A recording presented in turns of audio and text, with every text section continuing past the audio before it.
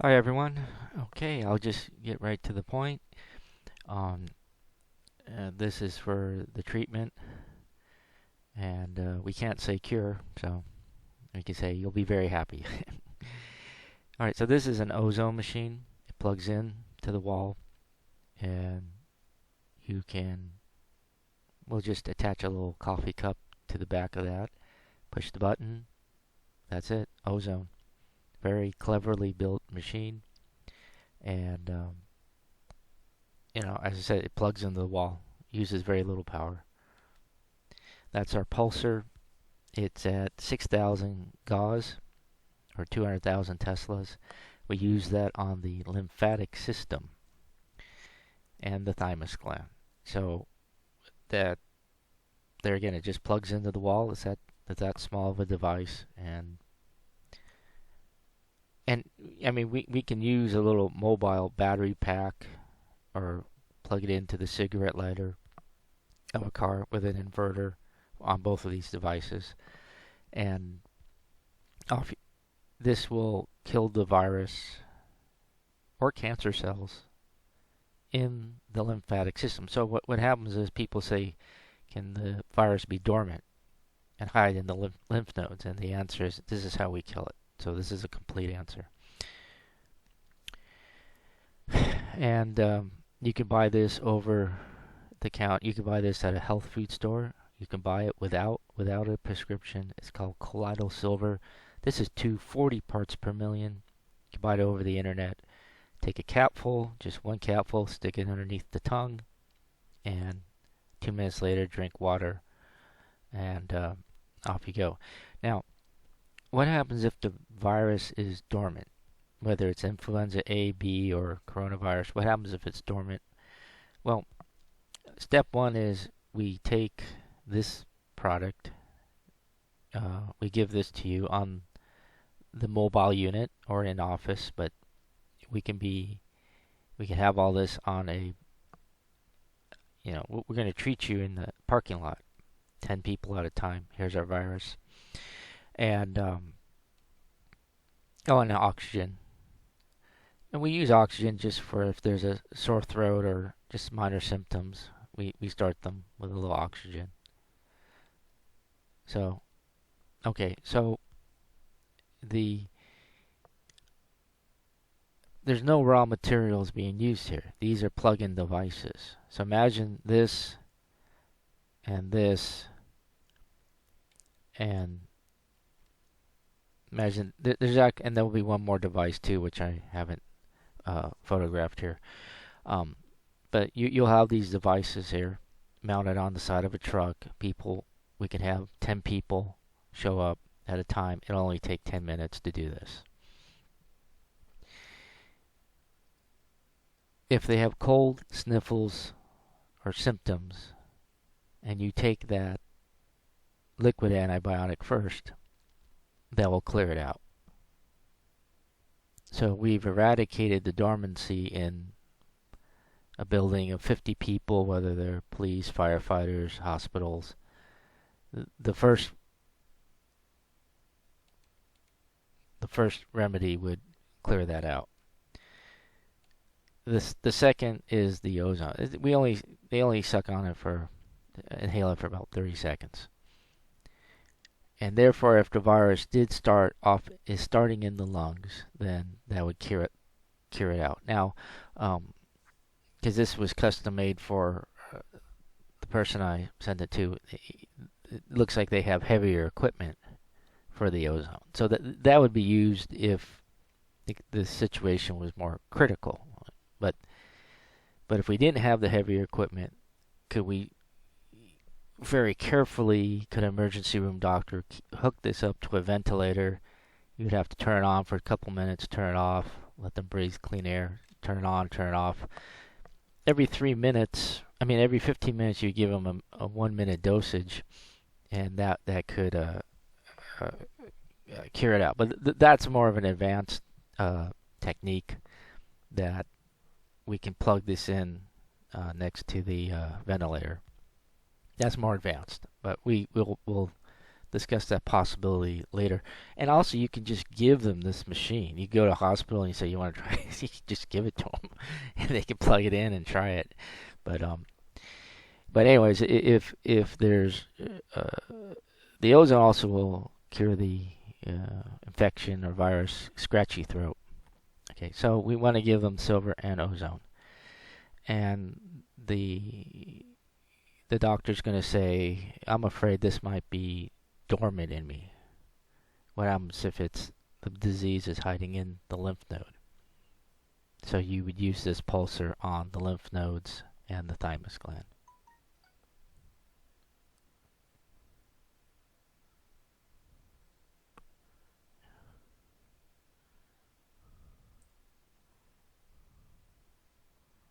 Okay, so, oops, got distracted there. Okay, so give you time to write some notes down. So the pulsar is at 200,000 teslas, and now if more advanced knowledge is if you use that side of the soda and you put it up against your knee, it could heal a trick knee. It actually can regenerate tendons and tissue or micro tear tendons. So there's a lot of healing energy coming from that 200,000 Tesla or 6,000 Gauss, which is below the MRI magnetic frequency is higher. This is like about in the mid range. So there's a lot of things we can talk about with that device. It's used for other things, and even if they have a lump on the chest or the man has chest cancer, you can use it for that too. But you want a complete answer, and that thing is only going to pulse for 8 minutes. Okay, so 1, 2, 3, and the oxygen tank is used for just minor cases. Okay, so here's the disease. The silver particle is in the bloodstream. This is the membrane around the disease, and the silver just breaks it, and then the disease falls to pieces. That's how silver works. It's that simple. If you heard any other explanation, just erase it. That is the original knowledge from 30 years ago. The silver particle breaks the outer membrane of the virus. As for white blood cells, red blood cells, it doesn't do anything. But when it comes in contact with a disease, virus, cancer, that's what it does. So these things are breaking apart. They're in the bloodstream, and it's going to come out the urinary tract. So that's why you have to drink the water to flush out these diseases that have broken apart. That's how you cure a disease or a virus. So, and then the magnetic pulsar is doing the same thing. When that magnetic field hits these viruses, they break apart. So how do you break viruses apart? Well, one was silver, one was a magnetic field, and the other is with electricity, DC powered, at a very specific number, voltage, and electricity can break a virus. Sound waves can also break a virus. So those are the ways you can get rid of virus and cancer. So that's another advanced topic for later on. And the oxygen tank is used for scratchy throats, and some people don't know if they are, because they're wearing the masks, the particles or the fabric of the mask, they're coughing it. So, but anytime there's a sniffle or a cold, it's good to have a can of oxygen there for them to breathe on. But it's rarely used. But oxygen's safer for pregnant women to use than the ozone. But if the pain, the chest pain, if the problem persists, then you go to a little bit of ozone. If the problem is severe, then you would have to use the heavier equipment. So this is kind of our introduction. And you always want to say we use oxygen. You don't want to really talk about the ozone. So you should have a tank sitting there. um, but eventually, as you work on 50 medical practitioners, they will eventually write an email or paper endorsing that they themselves were remedied and that their colleagues who had the symptoms um, were immediately remedied, and and then it furballs into them actually running tests, and then we come out there and we work on people who have tested positive, and then they run the test again and they see that it's gone. So then that creates more papers. So now you have pioneered a practice for healthcare firefighters and police, public servants.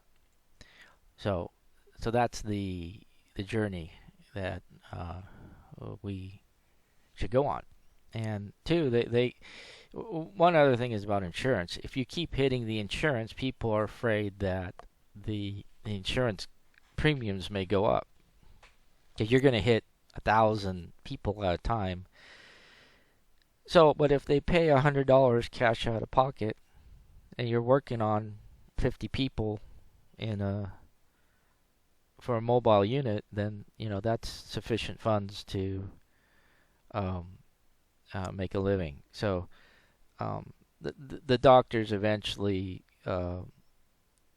hospitals will say, we can't be hitting the insurance hard, because theoretically you could hit 100,000 people, and eventually, if you do bill the insurance, they'll notice that you're billing hard, and then they'll shut you off. See, so and I know that's happened to other practitioners in different subjects, especially in pediatrics. So my knowledge of all this is extensive. I know many things about healthcare. So you can do a cash out of pocket at first, and that these are details that can be worked out. But as I said, you might say you have to be finesse. You have to use some finesse with this. And once you have your papers, once you have several doctors saying yes, it does work, or 50 is saying that it does work, then the next group says, okay, well, let's bring it to our practice. Also, in June, when this blows over, June 1st or end of May, people are going to be very squeamish about going back to work. So I think the psychological post-traumatic shock is still going to be here for 3 to 4 months afterwards. And so I think the hospital industry is saying we were caught off guard with everything.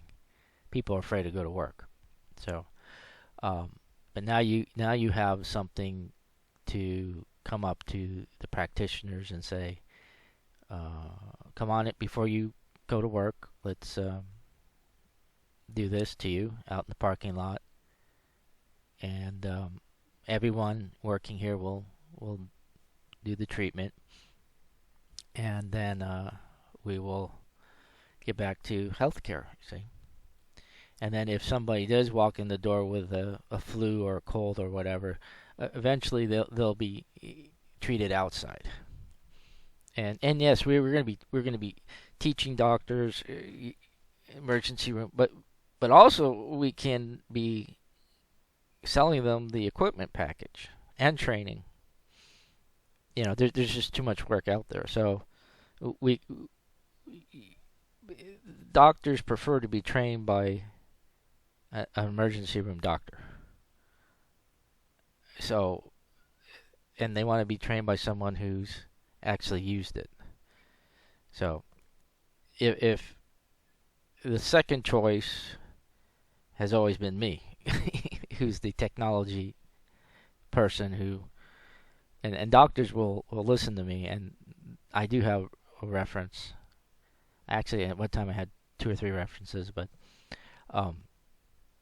so they kind of resort to me because I'm all they have. So, but yeah, you would actually make more money in the teaching and training um, uh, in this as well as the practice of so. And so, but as I said, and then you have airlines, you have other cruise ships, you have military hospital ships. They all need this. And in the military world, they have their own laws. So if FDA says this is not a cure, you can go to a military base and say this is a cure. We're on a military base. We're under military law. I can say whatever I want. So it works there. So there is no FDA on bases or on naval ships. So you may even gravitate um, to that market, and so I think we have all the elements here. So if we can get together and meet up, that'll be great. All right, thank you.